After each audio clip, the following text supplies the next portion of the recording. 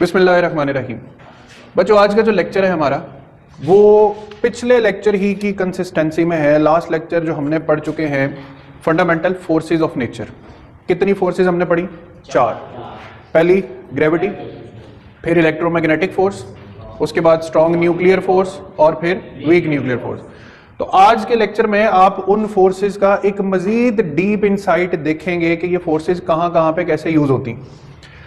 आज के टॉपिक का नाम फंडामेंटल फोर्सेस नहीं, क्या है? Fundamental particle. इस लेक्चर में मैंने बुनियादी तौर पे 3-4 टॉपिक्स इकट्ठे कवर करने हैं, और वो इकट्ठे कवर करना बच्चों इसलिए जरूरी है कि वो इकट्ठे एक तरतीब से पढ़े जाएंगे तो ही वो सिमेट्री समझ आएगी, वरना सारा खलारा पड़ जाएगा। अदरवाइज आप बुक पे अगर देखें, पहले एक दौड़ चलती है फंडामेंटल पार्टिकल्स वाले टॉपिक की, देखें जरा, गो थ्रू करें। फंडामेंटल पार्टिकल्स, ये रेडियो एक्टिविटी से भी अगला टॉपिक है। फंडामेंटल पार्टिकल्स आता है। फंडामेंटल पार्टिकल्स के टॉपिक के बाद आप आगे देखेंगे तो क्वार्क्स का टॉपिक है और फिर हिग्स बोसोन का एक टॉपिक है। ठीक है, तो ये सारे टॉपिक हमने एक जगह इकट्ठे करके समझ लेने हैं। फंडामेंटल पार्टिकल्स पे चलते हैं। Everything is made up of matter.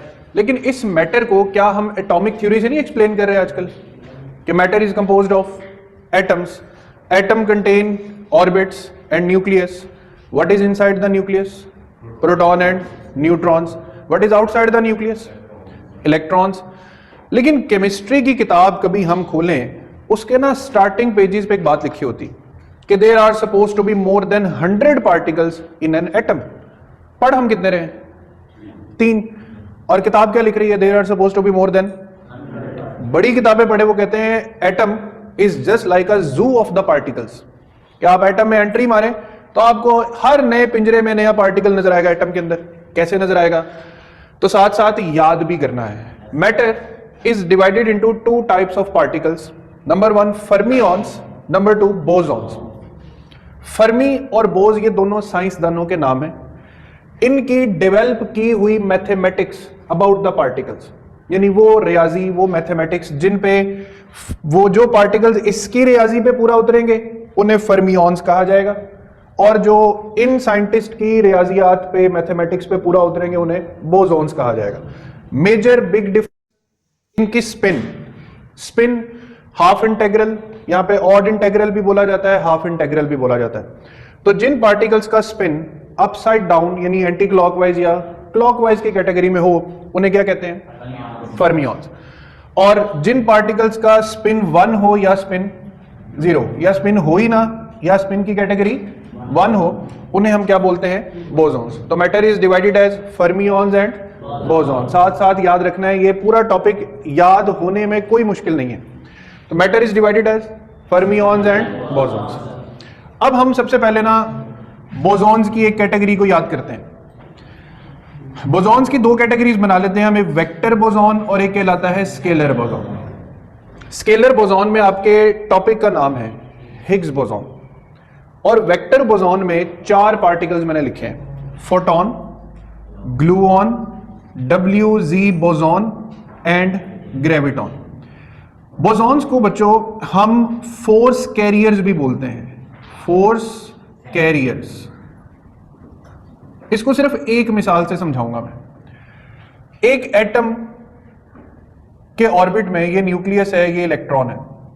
Electron जब कभी किसी हायर ऑर्बिट से जंप करके आता है लोअर ऑर्बिट में, तो वो क्या रिलीज करता है? एनर्जी रिलीज करता है in the form of electromagnetic wave, जिसको हम क्या बोलते हैं? ये फोटोन आगे जाकर किसी दूसरे एटम के इलेक्ट्रॉन को लोअर ऑर्बिट से किधर भेज देगा? तो एक एटम की ताकत दूसरे एटम तक पहुंचाने वाले पार्टिकल का नाम क्या है? तो जैसे फोटोन इलेक्ट्रोमैग्नेटिक फोर्स को मेडिएट करता है, मतलब उसको एक जगह से कैरी करके किधर लेकर जाता है? दूसरी जगह तक। तो इसी कॉन्टेक्स्ट में समझ लें, ग्लूऑन मेडिएट करती है स्ट्रॉन्ग न्यूक्लियर फोर्स को, WZ बोसॉन मेडिएट करता है वीक न्यूक्लियर फोर्स को। ग्रेविटॉन अभी फाइनली डिस्कवर्ड नहीं है, लेकिन सपोज टू बी के ग्रेविटी मेडिएट करेगा कौन सी फोर्स को? फोर्स ऑफ ग्रेविटी को। तो फोटोन किसके लिए बच गया? Electromagnetic force. तो 4 फोर्सेस हो गई ना नेचर में, electromagnetic, strong nuclear, weak nuclear और फोर्स ऑफ ग्रेविटी। तो बोसॉन्स क्या कहलाते हैं? Force carriers. इसमें 4 पार्टिकल्स वो आते हैं जो फोर्स मेडिएटर्स हैं, जो एक पार्टिकल की फोर्स को उठा के कैरी करके लेकर जाते हैं दूसरे पार्टिकल तक।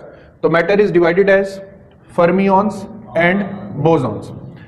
Fermions are further divided as leptons and quarks.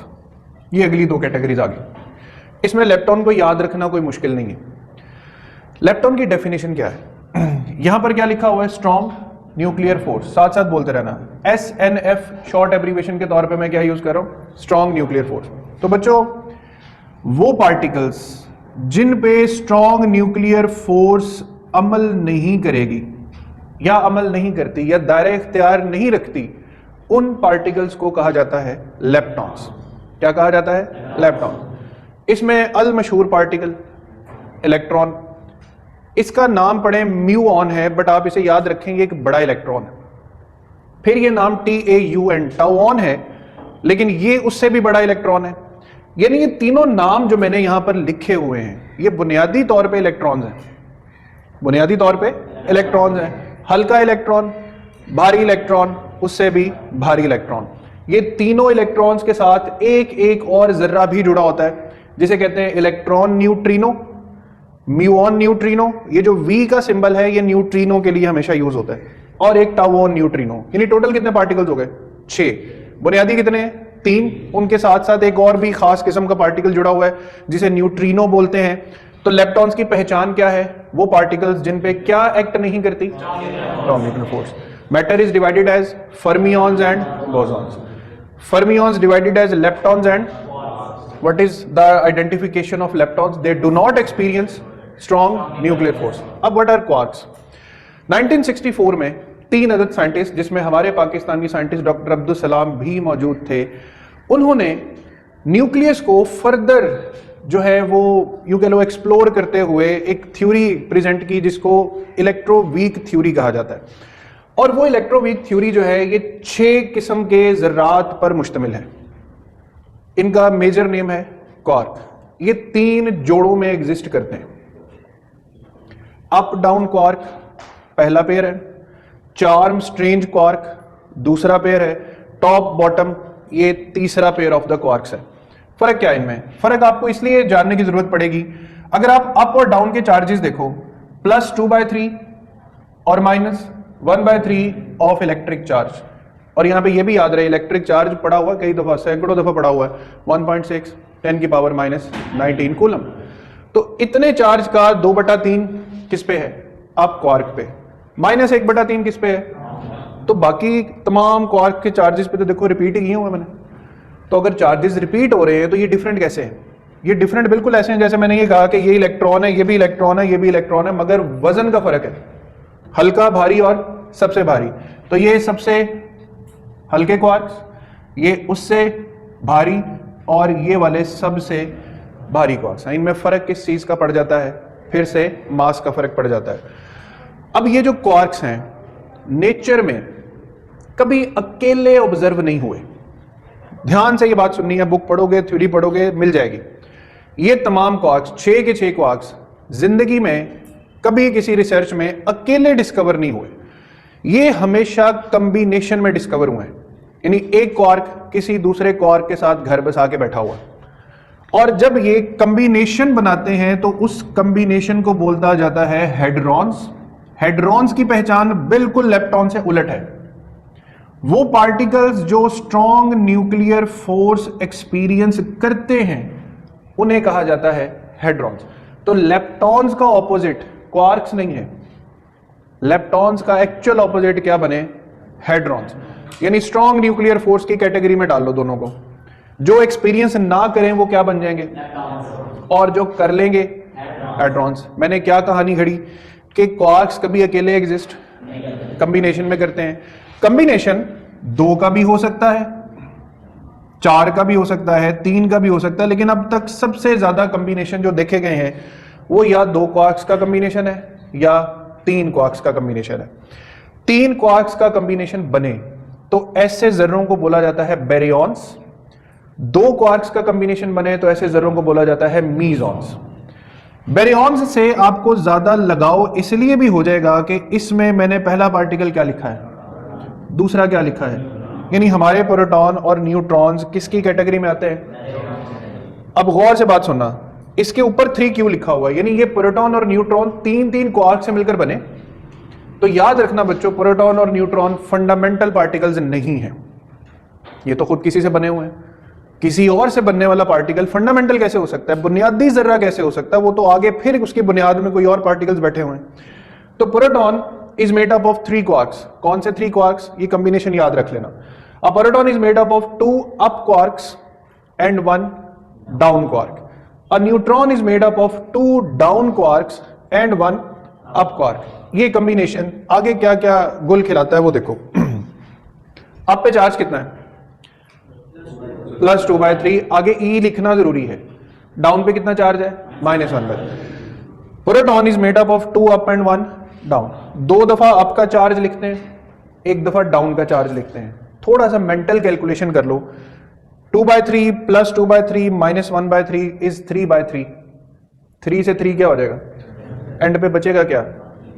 तो क्या आपने नहीं पढ़ा कि प्रोटॉन के ऊपर चार्ज होता कितना है, +E के बराबर। लेकिन ये +E चार्ज उसको कब मिल रहा है, जब 3 क्वार्क्स के चार्जेस आपस में क्या हो रहे हैं, एड अप हो रहे हैं। इलेक्ट्रॉन पे क्या चार्ज होता है, -E। प्रोटॉन पे कितना होता है। तो ऑन अ मैक्रोस्कोपिक स्केल तो हमें यही मिल रहा है कि इलेक्ट्रॉन ऑर्बिट में रिवॉल्व कर रहा है किस चार्ज के साथ, और न्यूक्लियस में प्रोटॉन कौन सा चार्ज लेके बैठा हुआ है, +E। एक पॉजिटिव एक एग्जैक्टली नेगेटिव, दोनों मिलके क्या होते हैं, न्यूट्रलाइज। क्या होते हैं, ये न्यूट्रलाइज का वर्ड याद रखना, इसने आगे आपको एक बहुत बड़ी जो है मिस्ट्री वो सॉल्व करके देनी है। न्यूट्रॉन 2 डाउन और 1। अब इसके चार्जेस को ऐड करके खुद देख लेना, -1/3 फिर -1/3 फिर +2/3। तो -2/3 +2/3 क्या बन गया, 0। तो न्यूट्रॉन के ऊपर हम क्या कहते हैं, चार्ज क्या होता है। लेकिन ये 0 होने के लिए उसके अंदर चार्जेस का मौजूद होना जरूरी है। तो और भी बेरियॉन्स हैं, केऑन पार्टिकल है, लैम्डा पार्टिकल्स है। इनकी डिटेल्स में जाने की बजाय हम जो मशहूर पार्टिकल्स हैं उन्हीं के जरिए याद रखते हैं कि 3 के कॉम्बिनेशन से बनने वालों को क्या बोलते हैं, बेरियॉन्स। 2 के कॉम्बिनेशन से पाइऑन, केऑन। इनकी कैटेगरी ऐसे बताई जाती है कि ये किस तरह एग्जिस्ट करते हैं। बच्चों एक चीज होती है मैटर, और एक उसके साथ होता है एंटी मैटर। क्या होता है, यानी बिल्कुल उसके ऑपोजिट कैटेगरी का पार्टिकल होगा। जैसे अप क्वार्क है, इसका चार्ज है +2/3E। अगर यहां पर एंटी अप क्वार्क होगा उसको ऐसे लिखा जाएगा U', एंटी डाउन को लिखा जाएगा D', यहां पे C', यहां पे S', यहां पे T' और यहां पे बॉटम डैश। तो ये जो एंटी पार्टिकल होगा ना, इसका चार्ज एग्जैक्टली इसके ऑपोजिट होगा, -2/3E। तो जो मीजॉन्स हैं 2 के कॉम्बिनेशन में रहते हैं, तो ये अक्सर ऐसे कॉम्बिनेशन में रहते हैं कि एक क्वार्क होता है और एक उसके साथ कोई एंटी क्वार्क एग्जिस्ट कर रहा होता है।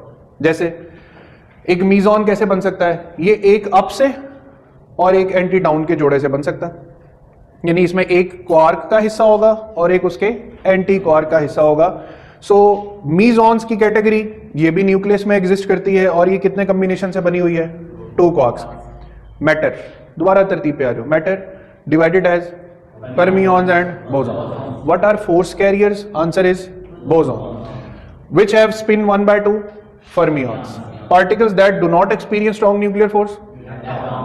Particles that experience strong nuclear force?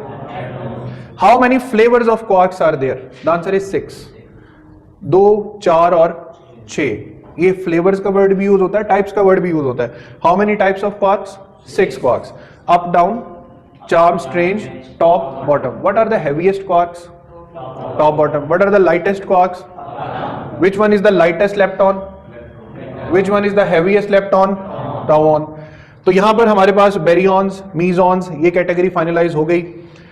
तो मैटर, फर्मियॉन्स, बोसॉन्स, स्पिन का डिफरेंस है, उसकी वजह से कैटेगरी हो गई। साइंटिस्ट की मैथमेटिकल अप्रोच का डिफरेंस है, उसकी वजह से कैटेगरी हो गई। नहीं एक्सपीरियंस करेंगे स्ट्रॉन्ग न्यूक्लियर फोर्स तो कहलाएंगे लेप्टॉन, एक्सपीरियंस करेंगे तो एक्सपीरियंस करेंगे कॉम्बिनेशन में 3 का कॉम्बिनेशन बेरियॉन्स, 2 का कॉम्बिनेशन मीजॉन।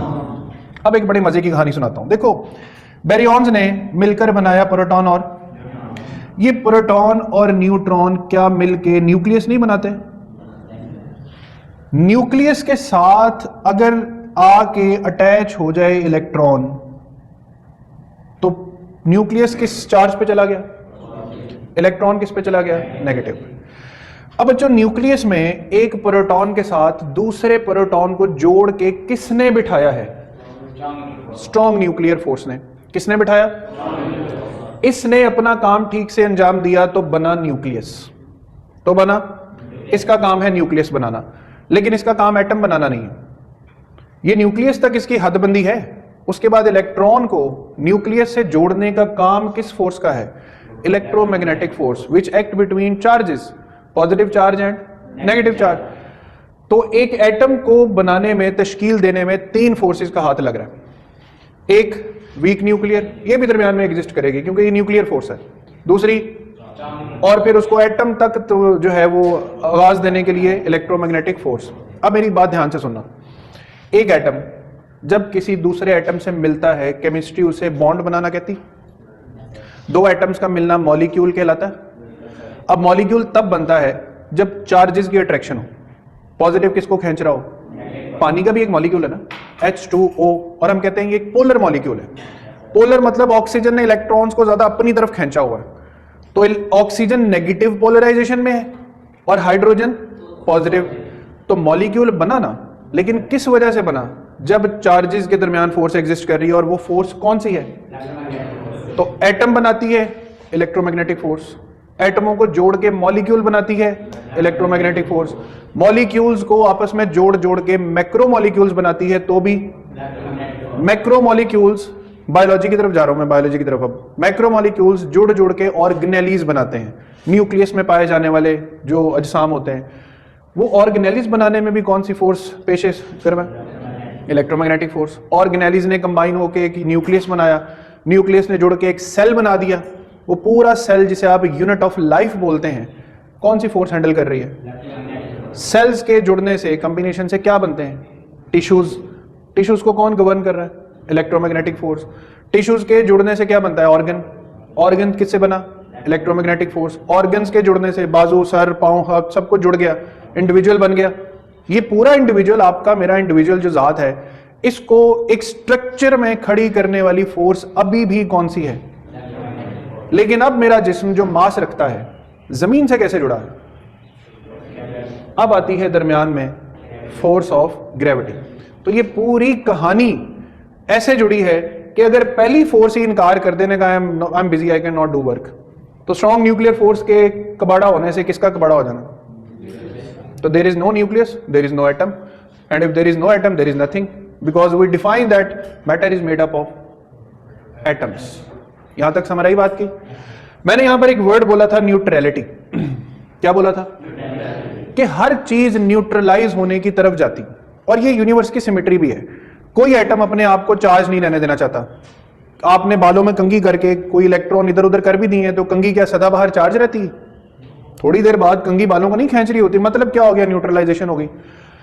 अब जो एटम का कॉम्बिनेशन है, एटम ऐसे कॉम्बिनेशन बनाता है कि वो इलेक्ट्रिकली न्यूट्रल हो। कार्बन है, उसमें 6 प्रोटॉन्स हैं, तो उसे कितने इलेक्ट्रॉन्स की नेचर में से जरूरत है? और वो 6 ही पकड़ेगा। क्या हो जाएगा? न्यूट्रल हो जाएगा।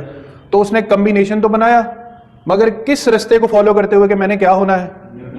यहां पे मैंने कहा था कि क्वार्क्स भी कॉम्बिनेशंस में रहते हैं। क्वार्क्स भी कहीं 3 का कॉम्बिनेशन है, कहीं 2 का। अब साइंटिस्ट ने देखा कि भाई अप अप डाउन क्वार्क से बनने वाला प्रोटॉन इलेक्ट्रिकली न्यूट्रल ही नहीं है। इसके ऊपर तो क्या क्रिएट हो रहा है? चार्ज क्रिएट हो रहा है। जबकि बैरूनी तौर पे एटम को देखा जाए तो एटम पे नेट चार्ज क्या होता है? तो यहां से उन्होंने एक आइडिया लिया कि क्वार्क्स के ऊपर भी चार्ज है, मगर एक अनोखी तरह का, और उस अनोखी तरह के चार्ज को नाम दिया जाता है कलर चार्ज का। ये कलर चार्ज का माइंड में आइडिया उसी न्यूट्रलिटी की वजह से आता है कि क्वार्क्स 2 के कॉम्बिनेशन में है, 3 के कॉम्बिनेशन में है, ये और इसके अलावा कैसे कॉम्बिनेशन बनाएंगे? भाई अब क्वार्क को कैसे पता है, अब क्वार्क को कैसे पता है कि वो आगे जाके एंटी डाउन से मिलेगा? या स्ट्रेंज को कैसे पता है कि उसने अप के साथ भी कोई मीजॉन बनाना है? कोई तो सिमेट्री, कोई तो लॉ नेचर फॉलो कर रही है ना। तो कलर चार्ज क्या है? कलर चार्ज से पहले आप लोगों ने याद रखना है 3 प्राइमरी कलर्स को, और आई एम होपफुल कि आपने बेसिक साइंस में ये प्राइमरी कलर्स पढ़े भी हैं, रेड, ब्लू और ग्रीन। वैसे रंग है 7, उन 7 में से भी जो कोर प्राइम कलर्स हैं वो रेड, ब्लू और ग्रीन है। इसका क्या एक लॉजिक है? रेड, ब्लू और ग्रीन के रंगों को अगर आप तीनों को आपस में मिक्स कर देना तो व्हाइट कलर बनता है, और व्हाइट कलर चार्ज की दुनिया में न्यूट्रलिटी माना जाता है। व्हाइट कलर चार्ज की दुनिया में क्या माना जाता है? न्यूट्रलिटी। भाई इस दीवार पे नया रंग करना है तो पहले इसे क्या कर लो, उसके बाद जो मर्जी कलर कर लो। पहले व्हाइट बेस में होगा तो ऊपर आने वाला हर रंग उठेगा इसके ऊपर, यानी न्यूट्रलाइजेशन है किसका? अगर रेड, ब्लू, ग्रीन आपस में मिल जाए। तो याद रखना 3 क्वार्क्स का कॉम्बिनेशन प्रोटॉन को न्यूट्रलाइज नहीं कर रहा, तो इसका मतलब है कि क्वार्क्स इलेक्ट्रिसिटी वाली न्यूट्रलाइजेशन फॉलो नहीं कर रहे। इसके लिए एक नई तरह का चार्ज बनाया गया या समझा गया या सोचा गया, जिसका नाम क्या रखा गया? अब आसान सी बात समझो, अगर एक प्रोटॉन में अप और डाउन ये 3 क्वार्क्स हैं, तो एक क्वार्क रेड कलर चार्ज पे होगा, एक ब्लू पे और एक सच दैट तीनों कलर्स का नेचुरल सम क्या बन जाएगा? White, and white is meaning neutrality. Meson 2 quark से बनता है, एक अप होगा एक डाउन होगा, तो अप क्वार्क अगर रेड चार्ज रखेगा तो दूसरे का नाम एंटी रेड होगा। यानी यहां कलर्स में भी एक एंटी रेड और रेड, जैसे पॉजिटिव चार्ज और नेगेटिव चार्ज की कैटेगरी है, तो एक रेड और एक एंटी रेड, सच दैट ये दोनों भी आपस में जुड़ेंगे तो बनेगा क्या? व्हाइट, यानी फॉलो फिर ये किसको करेंगे? न्यूट्रलिटी को। इसलिए मैंने कहा था कि वर्ड न्यूट्रलिटी, इस पे बहुत फोकस रखना है कि एटम बनता है तो वो भी क्या चाहता है? मैं क्या रहूं? कॉम्बिनेशन क्या रहना चाहता है? तो क्वार्क्स का कॉम्बिनेशन भी क्या रहना चाहता है? तो इस न्यूट्रलिटी में जो कलर चार्ज हम एग्जिस्ट करवाते हैं, अच्छा इसका ये मतलब हरगिज मत समझना कि एक क्वार्क सुर्ख रंग की बत्ती में जल रहा होगा, एक सब्ज रंग की और एक जो है वो ब्लू कलर में। ये कलर सिर्फ बराए नाम है, अदरवाइज ये कोई ऐसी प्रॉपर्टी है जिसको हम समझने के काबिल हुए हैं जब हमने ये प्राइमरी कलर्स को इंट्रोड्यूस किया, वरना ये प्रॉपर्टी एक्चुअल में दिखती कैसी है क्या, उसका कलर से कोई लेना देना। ये सिर्फ समझने के लिए, और समझ भी किस चीज की? न्यूट्रलिटी। किस चीज की? और कलर जो होते हैं ना, गूगल क्रोम यूज किया कभी आप लोगों ने? ये क्रोम का मतलब क्या होता है? गूगल का लोगो क्या है? पीला रंग भी है, हरा रंग भी है, नीला रंग भी है, कलर्स हैं। कलर्स को अंग्रेजी में क्रोम्स भी कहते हैं।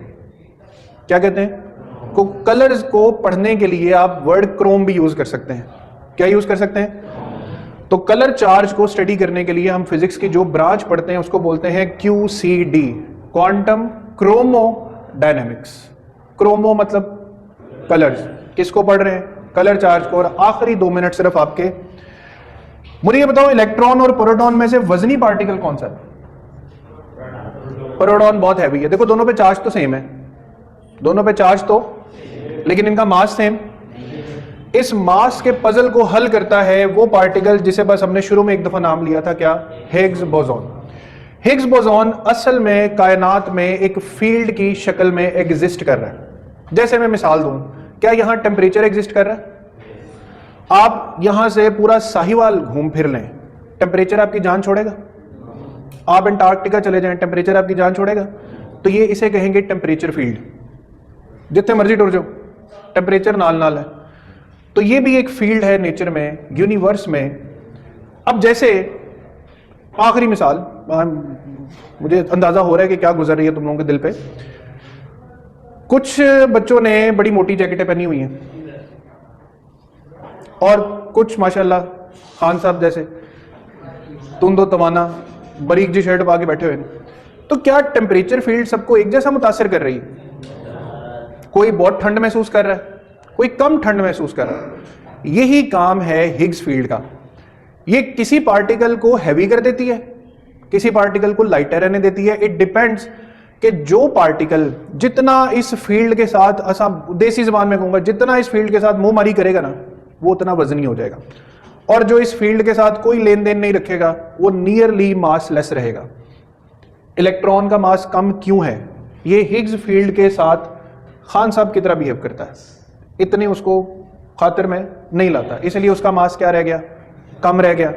प्रोटॉन ये खातिरदारी ज्यादा करता है, ये इस फील्ड के साथ ज्यादा इंटरेक्शन करता है, ज्यादा मासिव है। फोटोन का कोई मास नहीं होता, तो फोटोन को इस फील्ड से भी कोई लेना देना। तो हिग्स फील्ड क्या है, जो जर्रा इस फील्ड के साथ जितनी ज्यादा छेड़खानी करेगा उसका मास उतना ज्यादा होगा, इसीलिए नेचर में पार्टिकल्स डिफरेंट है और उनके मासेस भी। तो ये पूरी कहानी है फंडामेंटल फोर्सेस और पार्टिकल्स की। आई एम होपफुल कि बहुत ज्यादा नहीं तो एटलीस्ट आपको इस लेक्चर के शुरू होने से लेकर इख्तिताम पे अब काफी बातें सिमेट्री के साथ पता है, and you now can say with the dignity कि there are really suppose to be more than 100 particles in an atom. सिर्फ हमें कैटेगरीज नहीं पता थी, वरना बात सच है कि there are suppose to be more than 100 particles in an atom.